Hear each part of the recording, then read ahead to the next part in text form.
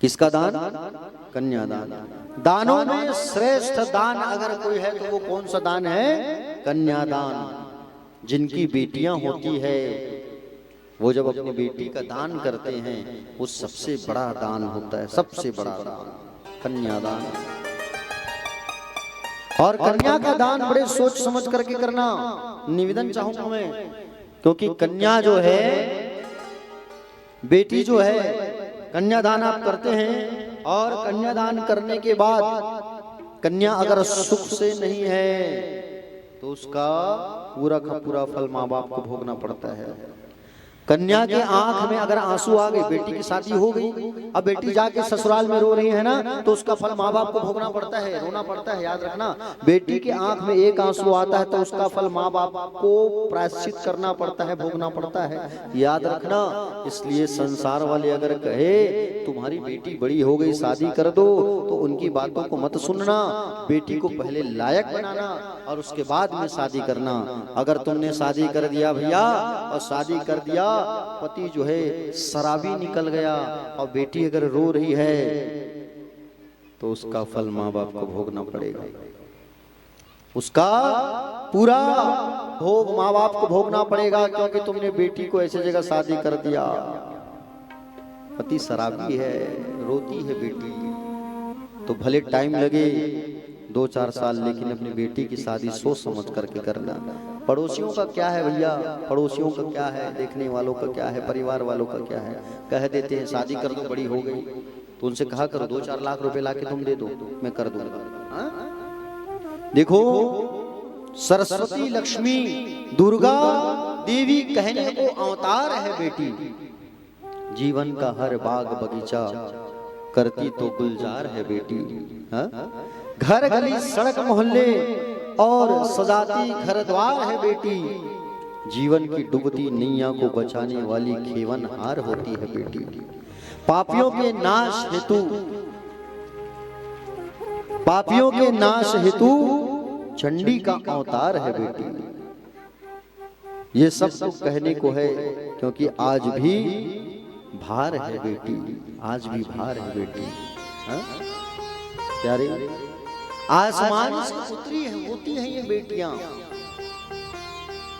आसमान से उतरी परियां हैं बेटियां, उन्नी आंखों का सपना है बेटियां। निश्चल प्यार और ममता की मूरत पराई पराई सुनती है दिन भर। पराई घर से आई है, पराई घर से आई है, दिन भर सुनती है, फिर भी घर को सजाती है बेटियां।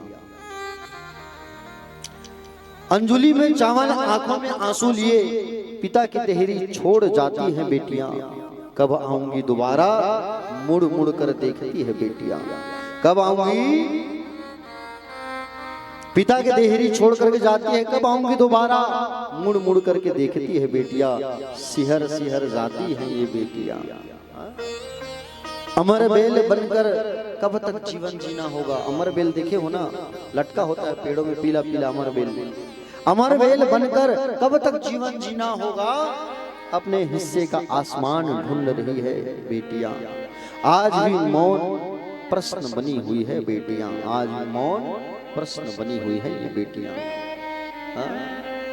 पूछो उन बेटी से जिनको ससुराल में दुख मिलता है, तकलीफ मिलता है, उनको पूछो। सास ससुर अच्छे मिल गए तब तो ठीक है, पति अच्छे मिल गए तब तो ठीक है, नहीं तो बेटियां रोती है। अरे बेटी है तो बेटी को भी वही सम्मान दो, बेटा के जैसी सम्मान दो, क्योंकि एक बेटी 9 बेटों के समान होती है भैया। जिनकी बेटी है उनके 9 बेटे हैं।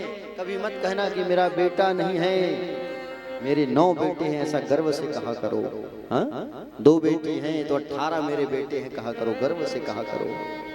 अभी मत कहना कि मेरे बेटे नहीं हैं। आज बेटियां ही तो आगे हैं, बेटे तो पीछे हो गए हैं। पढ़ाई में देखो बेटियां आगे, फील्ड में देखो बेटियां आगे, हर क्षेत्र में आज बेटियां आगे हैं प्यारे। बेटा अगर वारस है तो बेटी पारस है। बेटा वारस है तो बेटी पारस है। बेटा वंश है तो बेटी अंश है। बेटा आन है तो बेटी शान है, हा? है कि नहीं? बेटा तन है तो बेटी मन है, बेटा मान है तो बेटी गुमान है, मेरी बेटी। हा? प्यारे, बेटा संस्कार है तो बेटी संस्कृति है, याद रखना। बेटा आग है तो बेटी बाग है, ठीक है? बेटी दवा है, बेटा दवा है तो बेटी जो है दुआ है। माँ बाप के लिए कितना दुआ करती है, मेरे माँ बाप अच्छे से रहे। रहती ससुराल में है लेकिन मायके का टेंशन रहता है, मेरे माँ बाप अच्छे से रहे। बेटा भाग्य है तो बेटी भाग्य विधाता है। बेटा शब्द है तो बेटी अर्थ है। बेटा अगर गीत है तो बेटी संगीत है, याद रखना। बेटा प्रेम है तो बेटी पूजा है, हा? इसलिए बेटियों को खूब प्यार करना, बेटियों की आंख में आंसू कभी ना आए, इतना ख्याल रखना तुम। बेटी जब ससुराल जाती है ना, जब तक मायके में होती है तो एक अधिकार होता है बेटी का। तब शादी नहीं हुआ रहता, भाई है घर में तो भाई की शादी नहीं हुई है तो पूरा अधिकार होता है बेटी का। बाप भी कितना प्यार करता है, बाप जब घर ऑफिस से आता है तो सबसे पहले बेटी को देखता है, मेरी बेटी कहाँ है, हा? देखता है कि नहीं देखता है?